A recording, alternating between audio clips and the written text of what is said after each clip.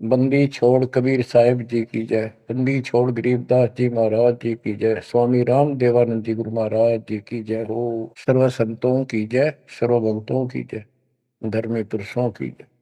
श्री काशी धाम की जय, श्री सुडानी धाम की जय, श्री क्रोथा धाम की जय, श्री बरवाड़ा धाम। सत्साई। जैसे एक समय एक पंडितानी थी चंद्रप्रभा, एक उसकी बेटी थी और संतान नहीं थी। और वो कबीर जी की शिष्य हो चुकी थी, अच्छी लगन थी। वीरदेव सिंह बघेल भी गुरु जी का शिष्य हो गया था, परमात्मा कबीर जी का। वीर सिंह बघेल बोला कि महाराज मैंने सार नाम दे दो, सार नाम के योग्य हो गया होता है। परमात्मा बोले भाई सार नाम दे दूंगा, पर एक मुझे एक साफ सुथरे कपड़े की जरूरत पड़ेगी, जो आप बनाया गया हो, अपने घर में आंगन में बाड़ी बोई गई हो कपास, उसको स्वयं ही काटा और स्वयं ही तैयार किया हो, उसका कपड़ा धोती बनाई हो, वो लाना पड़ेगा। तो बोला जी कित मिल रहा है? कैसे ऐसे एक आपकी गुरु बहन है, उसका ये नाम है, वो वहां रहती है, उसने ऐसे तैयार कर रखी है, वहां उसके पास है, उससे मांग लिया।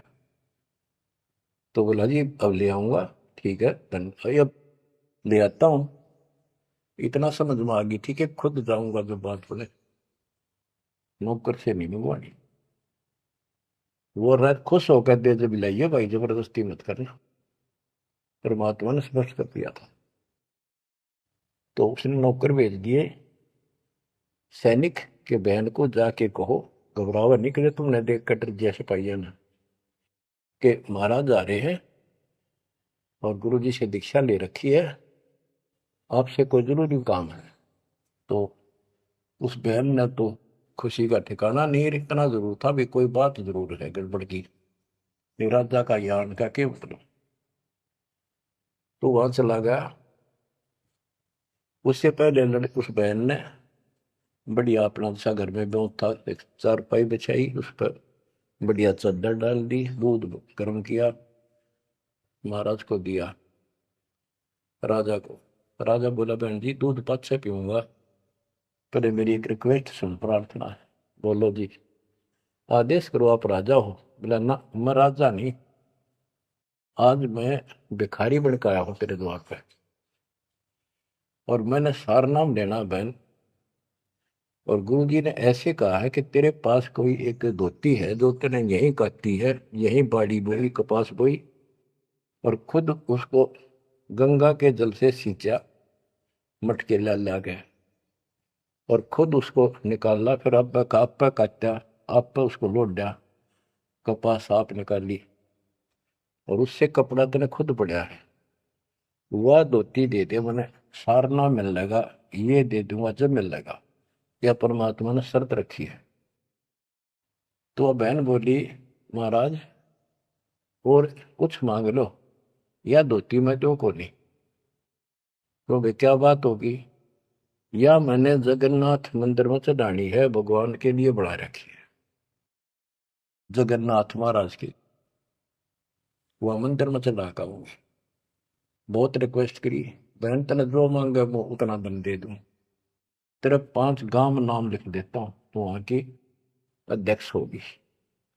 ने बोली जी कुछ भी दे, मेरी जान लेकर ले सकता है, मैं दू को नहीं। बहुत कुछ कहने के बाद फिर वापस आ गया राजा मुंह लटका के। तो परमात्मा बोले भाई क्या रहा? अगली बहन जी ने यह शर्त रख दी कि या तो दू को नहीं। वह करेगी क्या? परमात्मा बोले कबीर जी कि वह ये कह रही है कि मैं जगन्नाथ के मंदिर में चढ़ा के आऊंगी, मैंने भगवान के लिए वो बना रखी है। तो परमात्मा बोले एक काम कर दे, उस बहन को वहां जाना, ये अपना बैठ चढ़ाने जाओ जगन्नाथ के मंदिर में, उसके लिए पूरी व्यवस्था कर दे, आने जाने में कोई दिक्कत ना हो। जो वो चढ़ा के आ जाएगी ना वापस ठीक ठाक, फिर मैं तेन वैसे नाम दे दूंगा। उसने बड़ी खुशी हुई, उसने तो खुशी का ठिकाना नहीं है, कोई बात कोई ना। तो उसने सैनिक भेजे, सिपाही नौकर, अब जाकर बहन जी को कहो आप कब जा रही हो वो धोती चढ़ाने भगवान के दरबार में। महाराज जी पूछ रहे परमात्मा, राजा जी आपके लिए एक ऊंट गाड़ी की व्यवस्था करेंगे, आप जैसे कहोगे ऐसी व्यवस्था उसमें बैठी जाइए, सैनिक साथ होंगे, रास्ते में कोई दिक्कत ना कर दे अपनी बहन को, और खाने पीने का सामान साथ रख देंगे। तो उसने सैनिक आते दिखे जब डर की कि जबरदस्ती छीन के ले जाएंगे। वह सहम सी रही थी, जब उसने यह बात सुनी तो संकट टला महसूस हुआ। हाथ जोड़ के बोली, भाई मैं ना तो किसी ऊँट पर बैठू ना किसी गाड़ी में, मैं तो पैदल जाऊंगी और अपने हाथों चढ़ा के आऊंगी। तो परमात्मा बोले, भाई उसको पता चला ऐसे बोली, परमात्मा बोले उसके साथ 2-3 सैनिक भेज दे ताकि रास्ते में कोई दिक्कत ना हो। वो सैनिक उसके साथ भेज दिए, वो चली गई। ना धोकर सुबह मंदिर में जब धोती चढ़ाई, उस काली मूर्ति को भगवान मानते हैं जगन्नाथ, वह लकड़ी की है, चंदन की, और हाथ टूंडे हैं उसके। मैं खुद देख के आए थे, हम गए थे कई वक्त सिर्फ देखने के लिए। तो वो धोती वहां से उठ कर वह चद्दर और बाहर आंगन में आकर पड़ गई।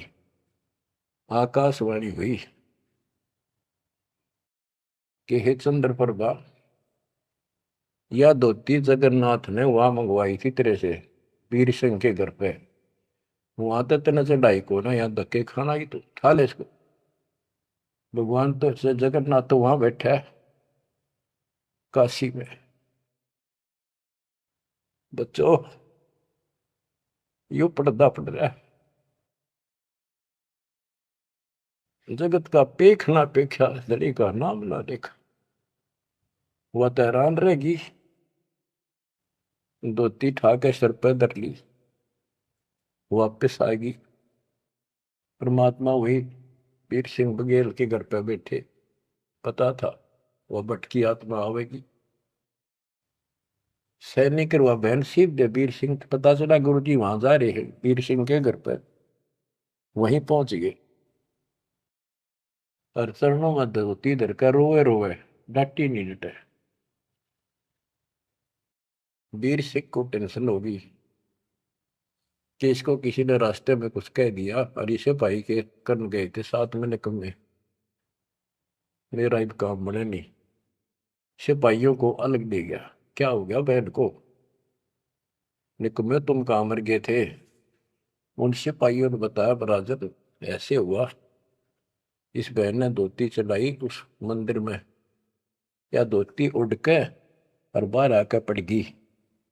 आकाशवाणी में सब ने सुनी कि जगन्नाथ तो वह वीर सिंह के घर मंगावा था, तेन वहां क्यों नाती ने कमी आके देना आई तू।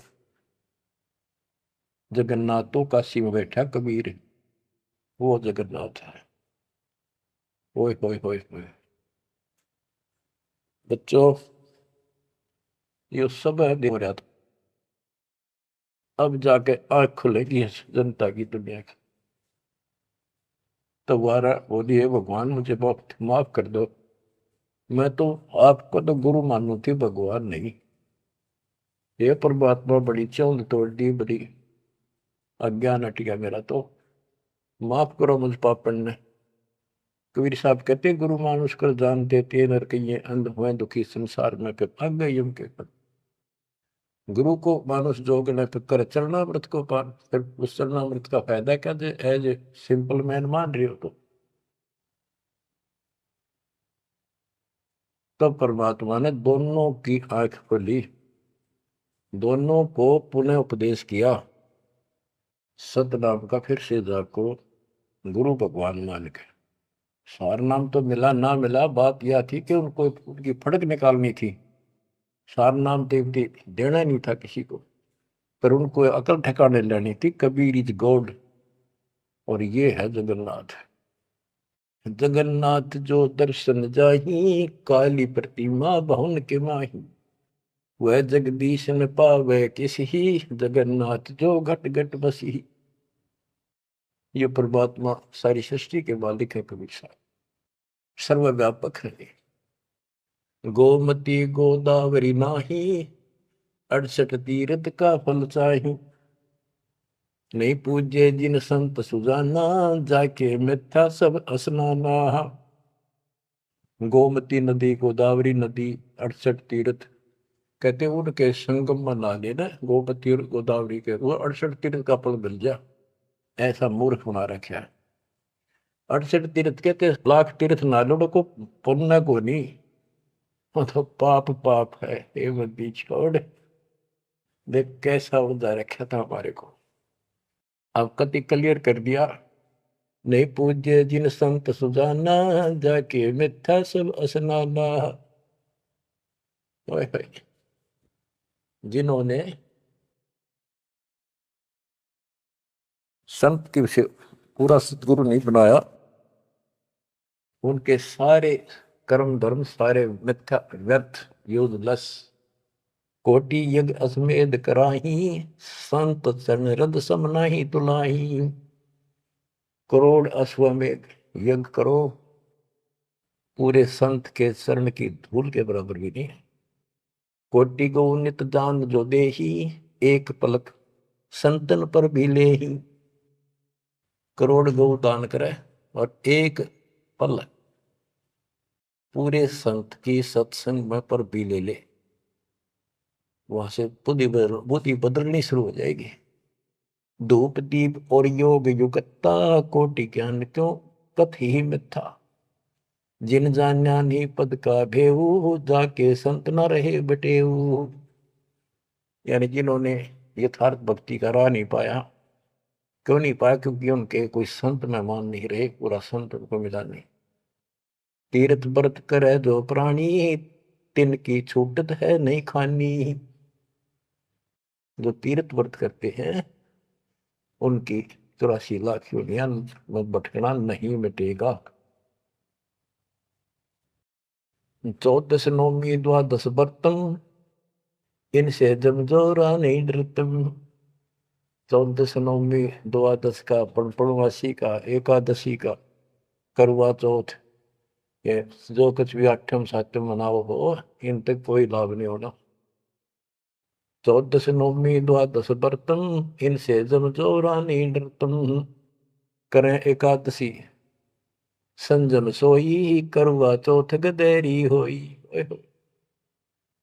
ये करवा चौथ की कहानी कहती है, यहीं तक सीमित है। एकादशी का व्रत रखते हैं, ये गदेरी हुई, ये बंदी छोड़, गधे की यूं नहीं पाऊंगी, ये बंदी छोड़। करे एकादशी संजम सोई, करवा चौथ गदेरी होई। आठवें सातवें करें ली, सो तो हो नीच घर सूरी। ये आठवें सातवें मनाते फिरे ना, ये नीच के घर सूरी को पैदा होंगे। गरीब आन धर्म तो मन बसे है, कोई करो नर नार। गरीब दास जिंदा कहे, सो जासी जम द्वार। कहे जो करवा चौथ कहानी, तास गदेरी निश्चय जानी। ओए बच्चों, आँख खोलो, या को बड़का बच्चों का ज्ञान नहीं बताया हुआ। समर्थ के बेटे गरीबदास जी का, जिसमें आंखों देखा ना पे को। कहे जो करवा चौथ कहानी, तास गदेरी निश्चय जानी। जो करवा चौथ की कहानी व्रत रखे, पक्की गदी बनेगी। नोट कर लो, ऐसा लिखा है। दुर्गा देवी भैरो भूता, रात जगा में हुए जो पूता। पुत्र हो जा, सारी रात ढोल पीटे नाचे गाँव ढेले की तरह, और दुर्गा देवी भैरो भूत इनकी पूजा करें। करें कढ़ाई लपसी नारी, बूढ़े वंश सहित गरबारी। दुर्गा ध्यान पड़े जिस बगड़म, ता संगति बूढ़े सब नगर। जिस नगर में, जिस कॉलोनी में, मोहल्ले में, गांव में ये दुर्गा का जागरण होता है, कहते इसकी संगत से इसमें सारा वो बगड़ कॉलोनियां डूब जाती है। क्योंकि वो उसमें सुरीले गाने और अटपट की बातें, नचना, डूंगे मारे, और आम आदमी प्रभावित होकर बड़े गायक लावेंगे, तो उससे प्रभावित होकर सब कहे हमारे भी करियो, कल जागरण मारे करियो। उस पूरी वह छूत की बीमारी सारा फैल गया। एक समय दास ने आंखों देखा, पहले शुरुआत की बात है, 1995 की बातें। मैं एक अपने भगत के, उसने शाम का बताया, श्याम ना उसने भोजन कराया था, वहां से ले गई, और भी कई थे। भगत तक आगे मैं वहीं रुक गया। उसके थोड़ी सी 2-3 मकान छोड़ के दुर्गा का जागरण हो रहा था। गर्मी के दिन थे, बाहर टेंट लगा रखे थे। वो जो गायक थे वो टेंट में रुके हुए थे, बाकी जनता वैसे बाहर बैठी थी। नीचे मैट बिछा रखे थे, ऊपर ला रखे थे पर्दे, टेंट सिंपल ला देते हैं जैसे ऊपर का, और उनका अलग से कक्ष से बना रखे थे गायकों के। तो वो मेरे को बोला, आपने दिखा के डालो जागरण कैसे फंड करते हैं। वो मैं भी उठ कर चला गया, मैं देखते लेना चाहिए। बाबा अंदर तो जाएंगे नहीं, बोला ना, बाहर तो देखेंगे। हम गए तो उस टेंट का थोड़ा सा पल्ला हटाया उसने। उसने कहा कि दारू पी के ई जागा जागरण कर, शराब पी के। उसने एक पैग लाया, दो, और चला। फिर वो लग गया, माता की जय बोलो, अगले बोलो, पिछले बोलो, सारे वो जय बोलो, माता की जय, माता की, सारे बोलो। जोर जोर तो रुके मारे, मैं नहीं सुनिया। ये उसने कड़ा सुना था, दारू पी रहा, आप बन दे, दुनिया ने मूर्ख बना रहा। मैं नहीं सुनिया, और खूब रुके मारो है, जय माता दी, जय माता दी, सारे बोलो जय माता दी। ये है दुर्गा, या दुर्गा कहते, दुर्गा ध्यान पड़े जिस बगड़म, ता संगति डूबे सब नगर। यो रंग रास बिलास हमारा, हमरी योनि सकल संसारा। हम ज्ञानी हम चातुर चोरा, हम ही 10 सिर का सिर फोड़ा। हमने रावण को मारा, हम ही ज्ञानी हम चातुर चोरा। हम ही चोर है, इस काल के लोक से तुम्हें चुरा के ले जाएंगे। हम ही हिरणाकुश उदर विहंडा, नरसिंह रूप गाज नौखंडा। वर्तासुर जब वेद चुराए, हम ही बरहा रूप धराए। कहते ये सब हमने किया सारा कुछ। जब प्रहलाद अग्नि में डारे, हम हिरणाकुश उदर विदारे।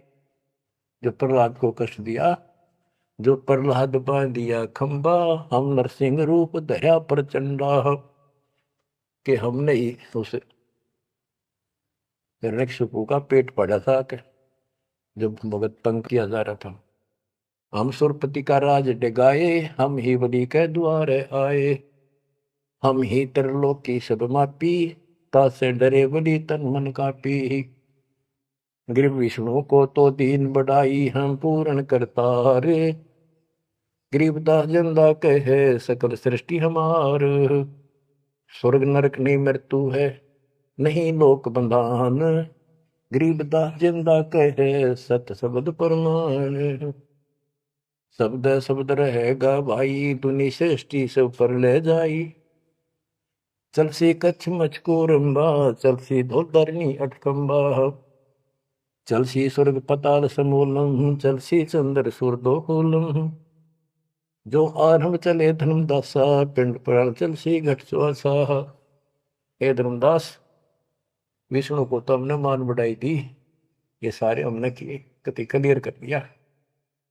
गिर विष्णु को तो दीन बढ़ाई, हम पूर्ण करतारे। गरीबदास जिंदा कहे सकल सृष्टि हमारे। अब क्या बताते, ये सब नष्ट हो जाएंगे। शब्द शब्द रहेगा भाई, दुनि से ले जाई। चलसी यानी नष्ट हो जाएंगे, कच्छ मचपूरम या धरती और आकाश, ये तेरे स्वर्ग पाताल भी नष्ट हो जाएंगे। जो यहां सृष्टि रची है सब नष्ट होगी एक दिन। धर्मदास चले भिस्त बैकुंठ विशालम, चल सी धर्म राय जनसालम। पानी पौन पृथ्वी नासा, शब्द रहेगा सुंदर। ये एक प्रलय की बात है, जब यहाँ का पृथ्वी ये नष्ट होंगे, 3 लोक नष्ट हो जाएंगे, उस समय की बात है। ये प्रलय महाप्रलय 2 तरह के हैं। चले इंद्र कुबेर वरुण धर्मराजा, ब्रह्मा विष्णु शिव चले सब साजा। ये सब खत्म हो जाएंगे, तेरे ब्रह्मा विष्णु महेश भी नष्ट हो जाएंगे। हम चले आदि माया ब्रह्म ज्ञानी, हम नहीं चले रहे सदा पद परवानी। या तेरी आत्मा भी मरेगी, ज्योत निरंजन भी मरेगा। शब्द स्वरूपी पिंड हमारा, हम नहीं चले चले संसार, हम नहीं मरेंगे, सारा संसार मर जाएगा यहाँ का। जैसे मीन जल में मिल जाई, अवगित लहर लीन पद जाई। जिंद कहे सुनियो धर्मनि नागर, हंस मिलत है सुख के सागर। हरदम है यहाँ संसा सोगम, पल पल रूप मारस भोगम। यह उद्गार नेस हो जाई, सुख सागर जो अमर रहाई। हम हैं अमर लोक के वासी, सदा रहेगा पुरुष अविनाशी। अगम अनाहद अधर्म है निराकार निज नरेश। गरीबदास जिंदा कहे सुनो धर्म उपदेश।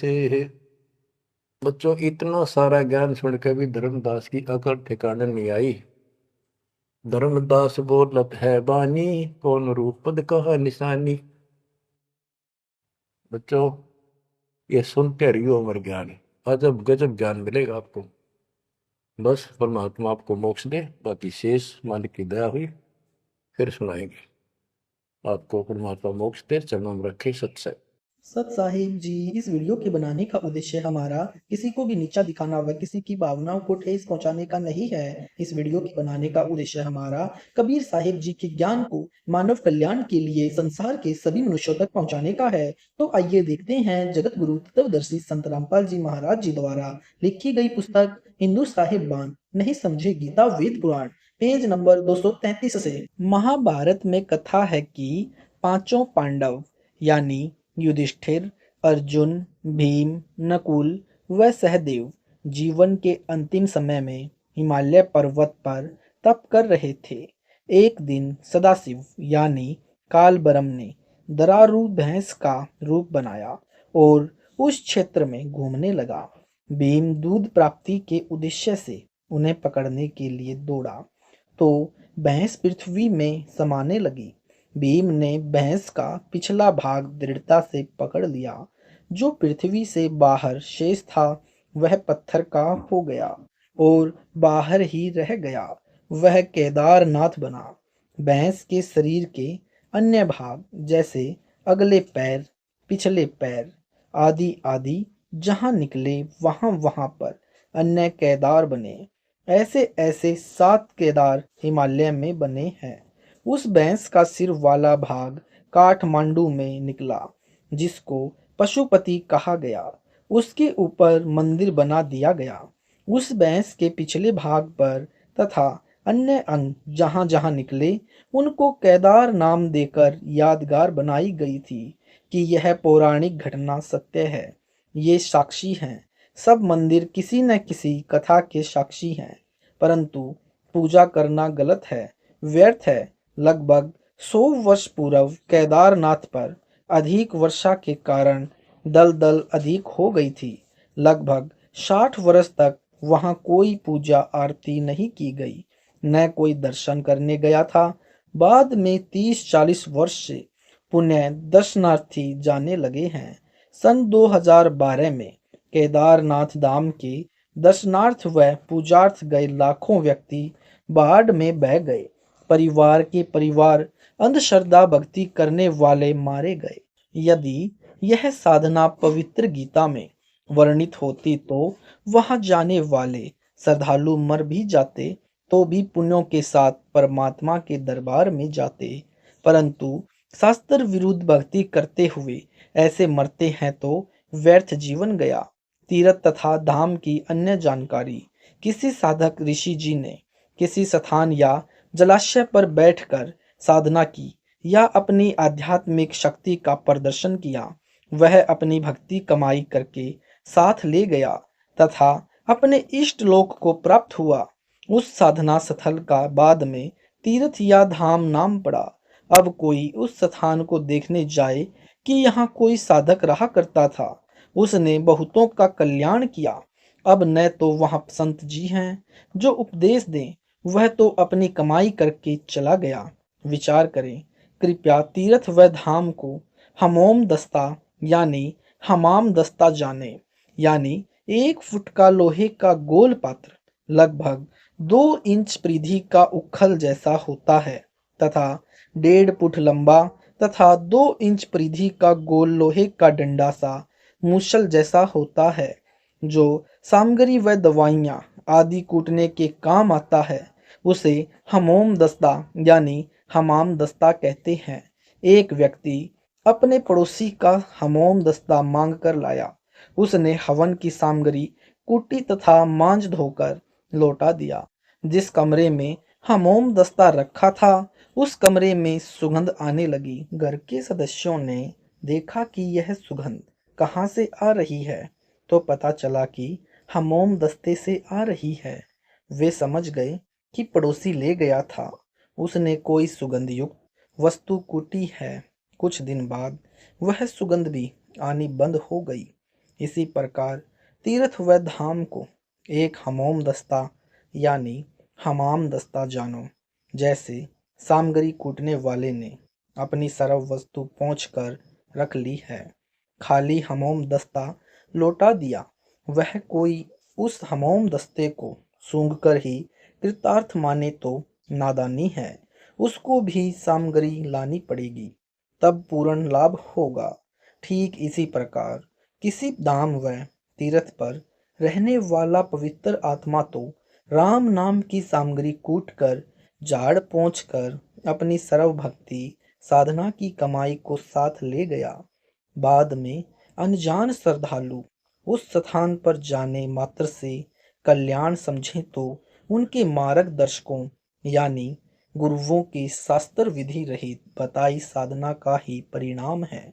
उस महान आत्मा संत की तरह प्रभु साधना करने से कल्याण संभव है।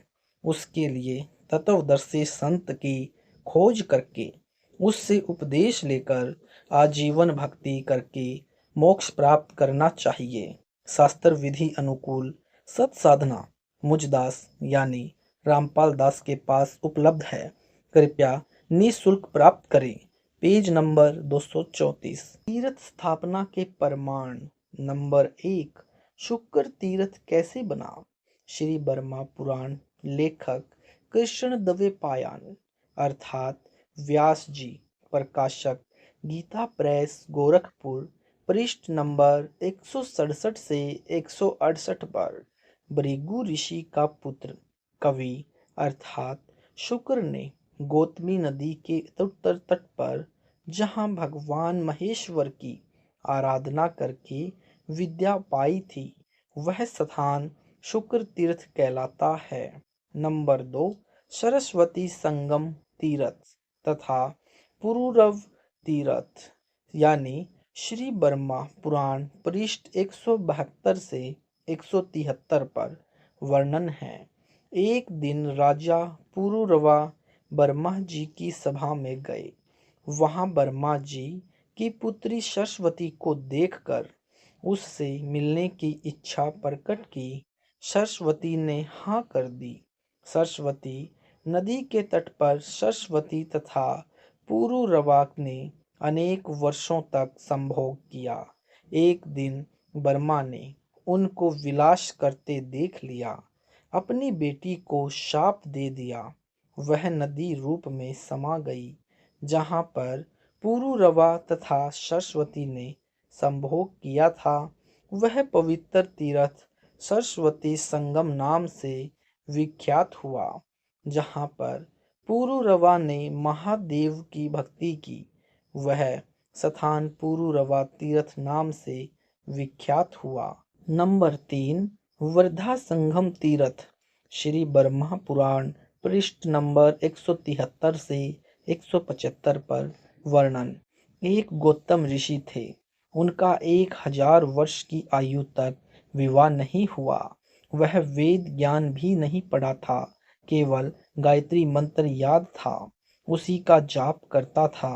एक दिन वह एक पर्वत पर एक गुफा में गया। वहां पर 90,000 वर्ष की आयु की एक वृद्धा स्त्री मिली। दोनों ने विवाह किया। एक दिन वशिष्ठ ऋषि तथा वामदेव ऋषि वहां गुफा में अन्य ऋषियों के साथ आए। उन्होंने गौतम ऋषि का उपहास किया। कहा, हे गौतम जी, यह वृद्धा आपकी माँ है या दादी माँ? उनके जाने के पश्चात दोनों बहुत दुखी हुए। अगस्त ऋषि की राय से गोदावरी नदी के गौतमी तट पर गए और कठोर तपस्या करने लगे। उन्होंने भगवान शंकर और विष्णु का सत्वन किया तथा पत्नी के लिए गंगा जी को भी खुश किया। गंगा ने उनके तप से प्रसन्न होकर कहा, ब्राह्मण, आप मंत्र पढ़ते हुए मेरे जल से अपनी पत्नी का अभिषेक करो, इससे वह रूपवती हो जाएगी। गंगा जी के आदेश से दोनों ने एक दूसरे के लिए ऐसा ही किया। दोनों पति पत्नी सुंदर रूप वाले हो गए। वह जल जो मंत्रों का था, उससे वृद्धा नाम नदी बह चली। उसी स्थान पर गौतम ऋषि ने उस वृद्धा के साथ जो युवती हो गई थी, मन भरकर संभोग किया। तब से उस स्थान का नाम वृद्धा संगम तीर्थ हो गया। वहीं पर गौतम ऋषि ने साधनार्थ एक शिवलिंग स्थापित किया था। वह भी वृद्धा के नाम पर वरदेश्वर कहलाया। इस वृद्धा संगम तीर्थ की कथा सब पापों का नाश करने वाली है। वहां किया हुआ स्नान दान सब मनोरथों को सिद्ध करने वाला है। नंबर 4, असव तीर्थ अर्थात भानु तीर्थ तथा पंचवटी आश्रम की स्थापना। श्री बर्मा पुराण पृष्ठ 162 से 163 तथा श्री मार्कंडेय पुराण पृष्ठ 173 से 175 पर वर्णन। Page number 235। मैं ऋषि कश्यप की ज्येष्ठ पुत्र आदित्य यानी सूर्य हैं। उनकी पत्नी का नाम उषा है। यानी मार्कंडेय पुराण में सूर्य की पत्नी का नाम संज्ञा लिखा है, जो महर्षि विश्वकर्मा की बेटी है। सूर्य की पत्नी अपने पति सूर्य के तेज को सहन न कर सकने के कारण दुखी रहती थी। एक दिन अपनी सिद्धि शक्ति से अन्य स्त्री अपने ही स्वरूप की उत्पन्न की। उसे कहा, आप मेरे पति की पत्नी बनकर रहो। तेरी तथा मेरी शक्ल समान है। आप यह भेद मेरी संतान तथा पति को भी नहीं बताना।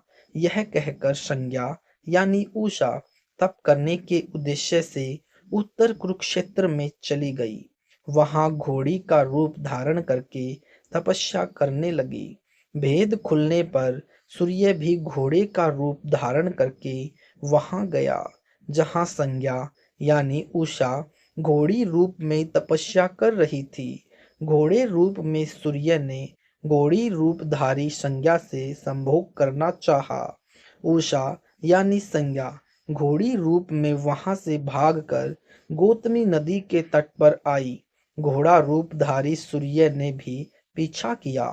वहां आकर घोड़ी रूप में अपने पति व्रत धर्म की रक्षा के लिए घोड़ा रूपधारी पति को न पहचान कर उसकी ओर अपना पृष्ठभाग न करके मुख की ओर से ही सामना किया। दोनों की नासिका मिली। सूर्य वासना के वेग को रोक नहीं सके तथा घोड़ी रूपधारी उषा यानी संज्ञा के मुख की ओर ही संभोग करने के उद्देश्य से प्रयत्न किया। नासिका द्वारा वीर्य प्रवेश से घोड़ी रूपधारी उषा के मुख से दो पुत्र अश्विनी कुमार यानी नासत्य तथा दशर उत्पन्न हुए तथा शेष वीर्य जमीन पर गिरने से रेवंत नामक पुत्र उत्पन्न हुआ। वह स्थान अश्व तीर्थ भानु तीर्थ तथा पंचवटी आश्रम नाम से विख्यात हुआ। उसी स्थान पर सूर्य की बेटियों का अरुणा तथा वरुणा नामक नदियों के रूप में समागम हुआ। उसमें भिन्न भिन्न देवताओं और तीर्थों का पृथक पृथक समागम हुआ है। उक्त संगम में 27,000 तीर्थों का समुदाय है। वहां किया हुआ स्नान व दान अक्षय पुण्य देने वाला है। नारद, उस तीर्थ के स्मरण से, कीर्तन और श्रवण से भी मनुष्य सब पापों से मुक्त हो धर्मवान और सुखी होता है। नंबर 5, जन स्थान तीर्थ की स्थापना।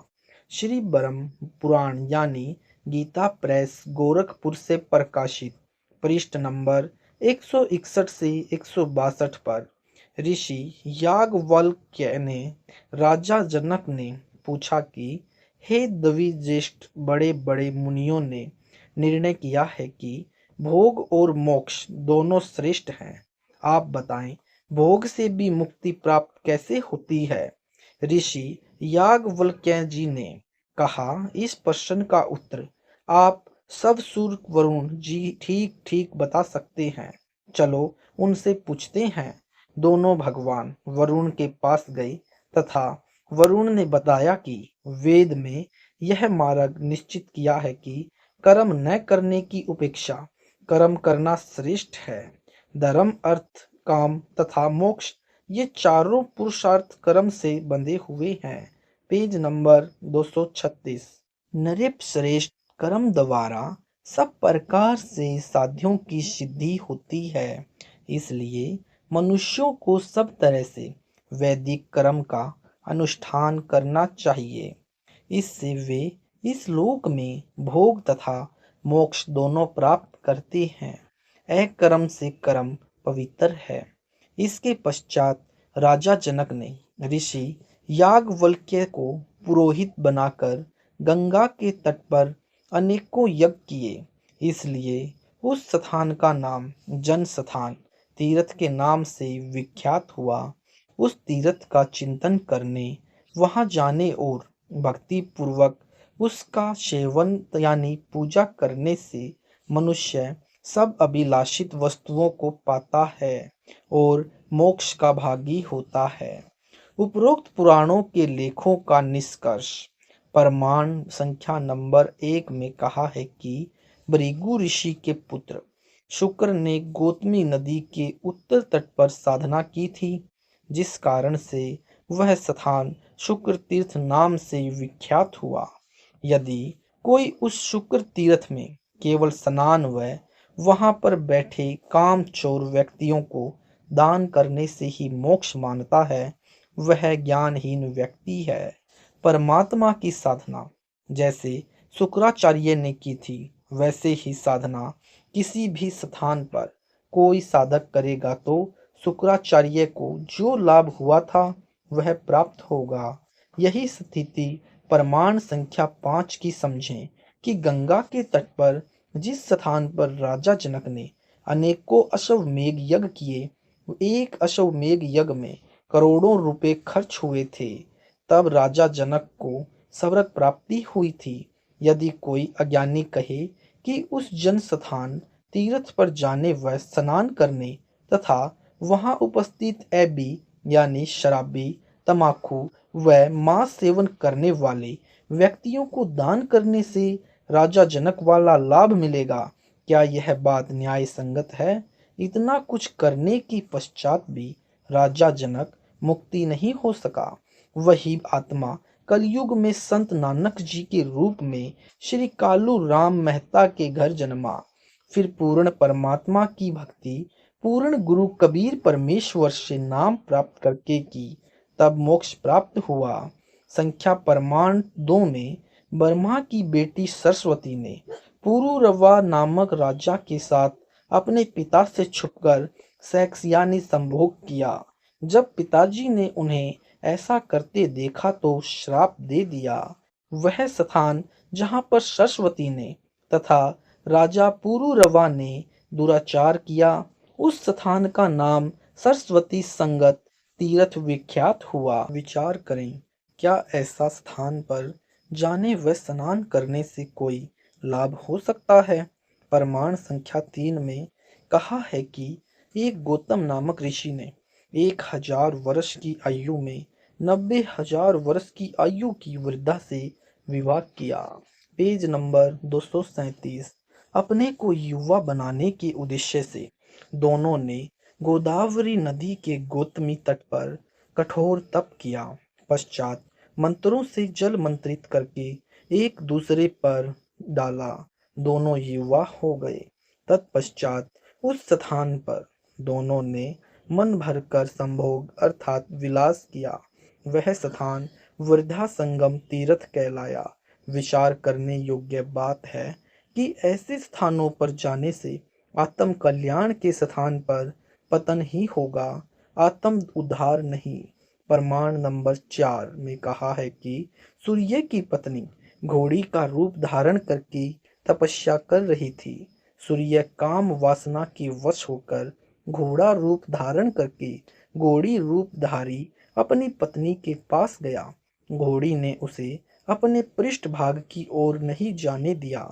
सूर्य इतना काम वासना के दबाव में था कि उसने घोड़ी के मुख की ओर ही संभोग क्रिया प्रारंभ की, जिस कारण से उन्हें 3 पुत्र प्राप्त हुए। वह स्थान अशव तीर्थ नाम से विख्यात हुआ। वहीं पर सूर्य की 2 बेटियां जाकर नदी बनकर बहने लगी, जिस कारण से वही स्थान पंचवटी आश्रम नाम से भी प्रसिद्ध हुआ। उसी स्थान को भानु तीर्थ भी कहा जाता है। इस तीर्थ का लाभ लिखा है कि इसके स्मरण से तथा कीर्तन करने से तथा इसकी कथा श्रवण करने से सब पापों से मुक्त होकर धर्मवान और सुखी होता है। विचार करो पुण्यात्माओं, क्या ऐसी कथाओं को सुनने तथा ऐसे स्थान पर जाने से आत्म कल्याण संभव है? इसलिए शास्त्रों यानी 5 वेदों गीता जी के अनुसार भक्ति करने से सर्व पापों से मुक्त होकर पूर्ण मोक्ष संभव है। सर्वश्रेष्ठ तीर्थ प्रश्न नंबर 47। सर्वश्रेष्ठ तीर्थ कौन सा है जिससे सर्व तीर्थों से अधिक लाभ मिलता है? उत्तर, सर्वश्रेष्ठ चित्त शुद्धि तीर्थ है। चित्त शुद्धि तीर्थ अर्थात तत्वदर्शी संत का सत्संग सर्व तीर्थों से श्रेष्ठ है। श्री देवी पुराण छठा स्कंद अध्याय 10 पृष्ठ 417 पर लिखा है कि व्यास जी ने राजा जनमेजय से कहा, राजन, यह निश्चय है कि तीर्थ दे संबंधी मेल को साफ कर देते हैं, किंतु मन के मैल को धोने की शक्ति तीर्थों में नहीं है। चित्तशुद्धि तीर्थ गंगा आदि तीर्थों से भी अधिक पवित्र माना जाता है। यदि भाग्यवश चित्तशुद्धि तीर्थ सुलभ हो जाए तो अर्थात तत्वदर्शी संतों का सत्संग रूपी तीर्थ प्राप्त हो जाए तो मानसिक मैल के धुल जाने में कोई संदेह नहीं। परंतु राजन, इस चित्तशुद्धि तीर्थ को प्राप्त करने के लिए ज्ञानी पुरुषों अर्थात तत्वदर्शी संतों के सत्संग की विशेष आवश्यकता है। वेद शास्त्र व्रत तप यज्ञ और दान से चित्त शुद्धि होना बहुत कठिन है। Page number 238। वशिष्ठ जी ब्रह्मा जी के पुत्र थे। उन्होंने वेद और विद्या का सम्यक प्रकार से अध्ययन किया था। गंगा के तट पर निवास करते थे। तथापि द्वेष के कारण उनका विश्वामित्र के साथ वैमनस्य हो गया और दोनों ने परस्पर श्राप दे दिए तथा उनमें भयंकर युद्ध होने लगा। इससे सिद्ध हुआ कि संतों के सत्संग से चित्त शुद्धि कर लेना अति आवश्यक है, अन्यथा वेद ज्ञान तप व्रत तीर्थ दान तथा धर्म के जितने साधन हैं वे सब के सब कोई विशेष प्रयोजन सिद्ध नहीं कर सकते। यानी श्री देवी पुराण से लेख समाप्त। विशेष विचार, उपरोक्त श्री देवी पुराण के लेख से स्पष्ट है कि तत्वदर्शी संतों के सत्संग से श्रेष्ठ कोई भी तीर्थ नहीं है तथा तत्वदृष्टा संत के बताए मार्ग से साधना करने से कल्याण संभव है। तीर्थ व्रत तप दान आदि व्यर्थ प्रयत्न है। तत्वदर्शी संत के अभाव के कारण केवल 4 वेदों में वर्णित भक्ति विधि से पूर्ण मोक्ष लाभ नहीं है। परमेश्वर कबीर जी ने कहा है, सतगुरु बिन वेद पढ़े जो प्राणी, समझे ना सार रहे अज्ञानी। सतगुरु बिन काहू न पाया ज्ञाना, जो थोता भुस मूड किसाना। 68 तीरथ भरम भरम आवे, सरव फल सतगुरु चरना पावे। कबीर तीरथ करी करी जग मुआ, उड़े पानी नहाए। सतनाम जपा नहीं, काल घसीटे जाए। सूक्ष्म वेद यानी तत्व ज्ञान में कहा है कि 68 तीरथ भरम भरम आवे, 100 फल सतगुरु चरना पावे। गंगा यमुना बद्री समेते, जगन्नाथ धाम है जेते।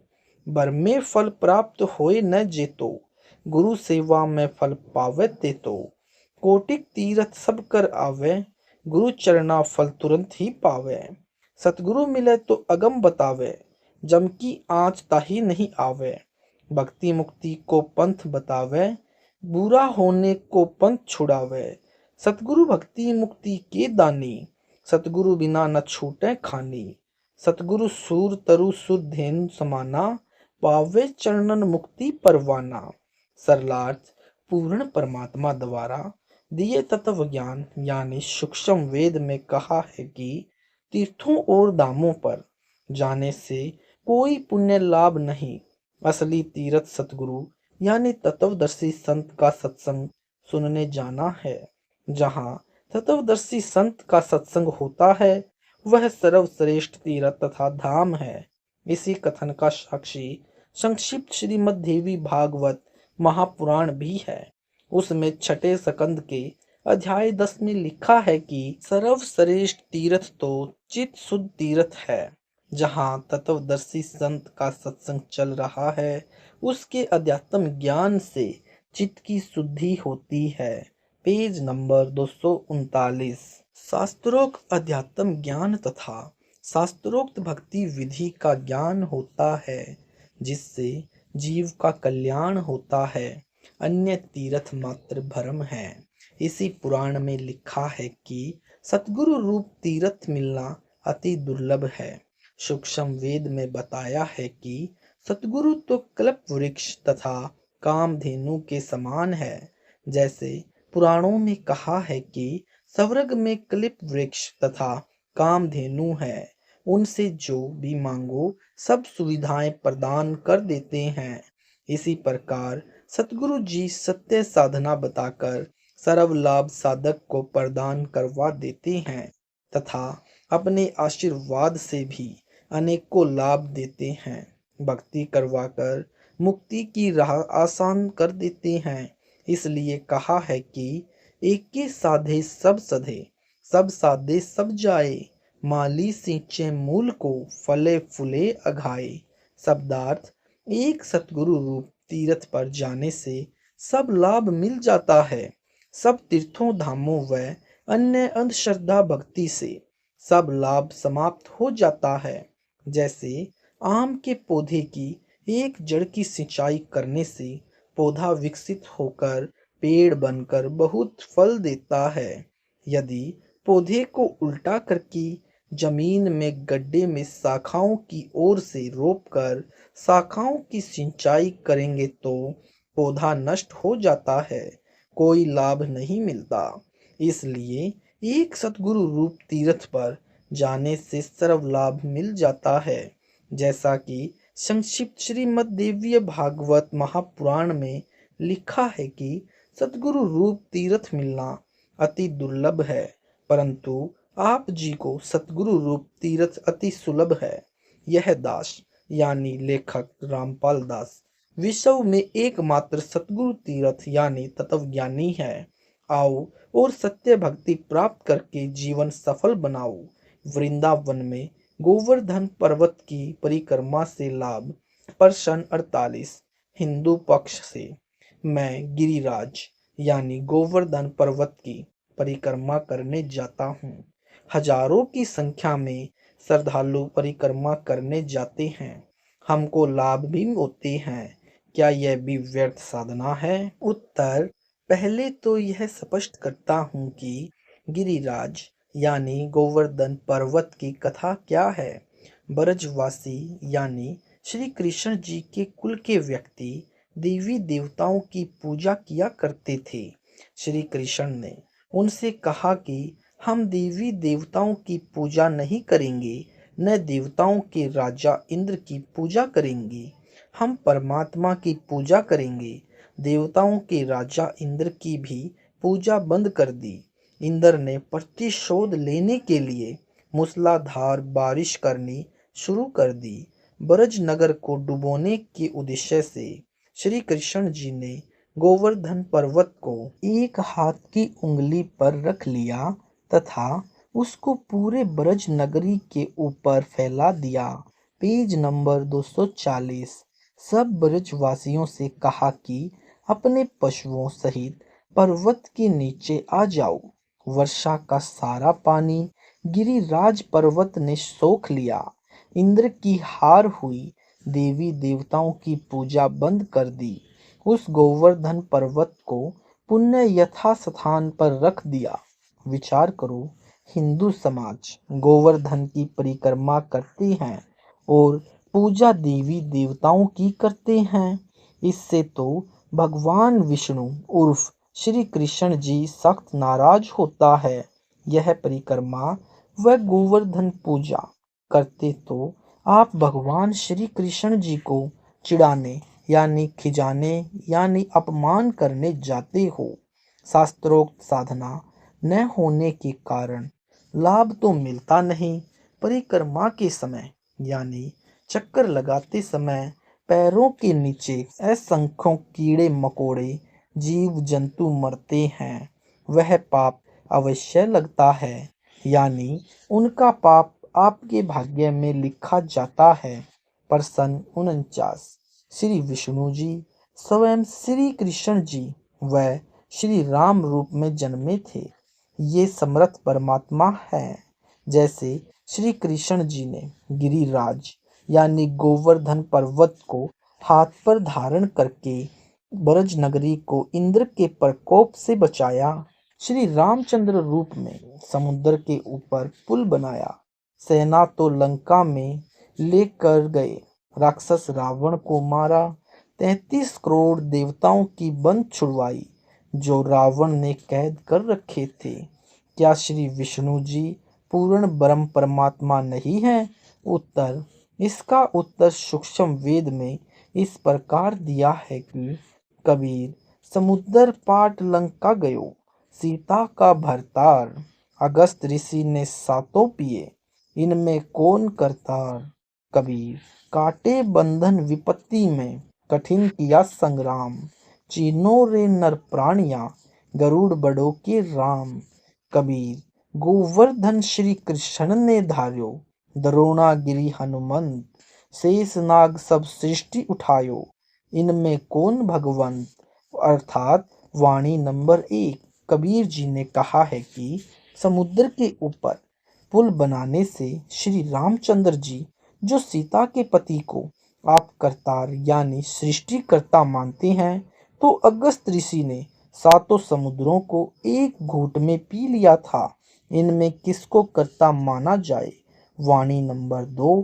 आप कहते हो कि श्री राम ने रावण को मारकर 33 करोड़ देवताओं को बंधन छुटवा दिया।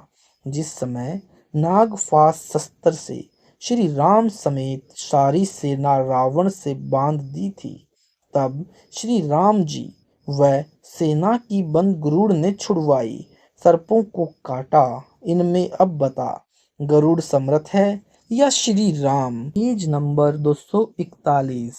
वाणी नंबर 3। श्री कृष्ण जी को आप इसलिए परमात्मा मानते हो कि उन्होंने गोवर्धन पर्वत उठा लिया था। हनुमान जी ने द्रोणागिरि पर्वत को उठाया था तथा आप लोक वेद के आधार से कहते हो कि शेषनाग सारी सृष्टि को उठाए हुई है। इनमें कौन परमात्मा है। इन प्रमाणों से श्री विष्णु जी को परमात्मा नहीं माना जा सकता। शास्त्रों व आंखों देखने वाले संतों से पता चलता है कि पूर्ण परमात्मा कौन है। प्रश्न 50। जो नाम हिंदू जाप करते हैं, क्या वे मोक्षदायक व लाभदायक नहीं है। उत्तर, हिंदू समाज में जो नाम जाप किए जाते हैं वे मनमाना आचरण हैं। जैसे हरे कृष्ण हरे राम ओम नमः शिवाय। ओम भगवते वासुदेवाय नमः। राधे श्याम सीता राम, राधे राधे श्याम मिला दे। जय माता दी, बम बम महादेव। ओम आदि। ओम नाम को छोड़कर शेष नाम मन माना आचरण है, जो शास्त्रों में नहीं है। इसलिए इनके जाप से साधक को कोई लाभ नहीं होता। गीता अध्याय 16 श्लोक 23-24 में स्पष्ट है। श्री रामचंद्र जी का जन्म त्रेता युग के अंत में हुआ। तब तक सतयुग 17,18,000 वर्ष तथा त्रेता युग 12,96,000 वर्ष का समय भी लगभग व्यतीत हो चुका था। लगभग 37 लाख वर्ष चतुर्युग के पूरे हो चुके थे। उस दौरान हरे कृष्ण, सीताराम, राधे श्याम का जन्म भी नहीं हुआ था। उस समय के व्यक्ति इनका जाप नहीं करते थे। वे ओम नाम मनमाना आचरण तप करते थे। 1 लाख वर्ष तक सनातनी साधना की जाती थी। उसके पश्चात मनमाना आचरण का दौर चला, जो आज तक जारी है। मोक्ष होगा तत्वदर्शी संत द्वारा बताए सूक्ष्म वेद में वर्णित भक्ति विधि से। हिंदू समाज पुराणों को आगे अड़ाता है कि पुराणों में यह साधना करना लिखा है। विचार करो, पुराण तो मनमाना आचरण करने वालों का अपना अनुभव है, जो वेदों, गीता तथा सूक्ष्म वेद से मेल नहीं करता। इसलिए ये साधना व्यर्थ है। तत्वदर्शी संत बताएगा कि परमात्मा कौन है, सत्य साधना कौन सी है, गलत कौन सी है।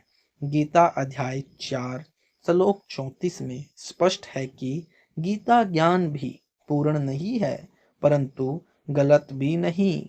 इसलिए तत्वदर्शी संत से जानने से कहा है। तत्वदर्शी संत बताएगा। अब वह ज्ञान पढ़ते हैं। सत साहेब जी, यह थे जगत गुरु तत्वदर्शी संत रामपाल जी महाराज जी के अमृत विचार। अगर आपको यह वीडियो अच्छा लगा है तो इस वीडियो को लाइक करें, शेयर करें, कमेंट करें। ऐसे ही YouTube पर वीडियो देखने के लिए YouTube पर हमारे चैनल सतलोक इन संत रामपाल जी महाराज जी को सब्सक्राइब करें। सत साहेब जी, मिलते हैं अगली वीडियो के साथ।